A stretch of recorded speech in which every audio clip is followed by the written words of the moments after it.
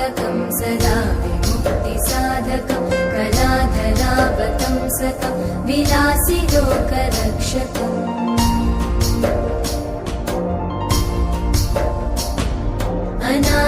अनायकैकनायकं विनाशिते भदैत्यकं नताशुभाशुनाशकं नमामि तं विनायकम्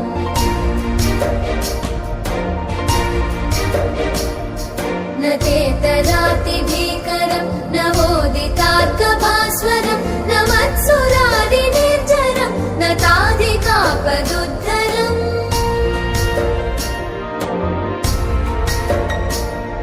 सुरेश्वरं निधीश्वरं गजेश्वरं गणेश्वरं महेश्वरं तमाश्रये परात्परं निरन्तरम्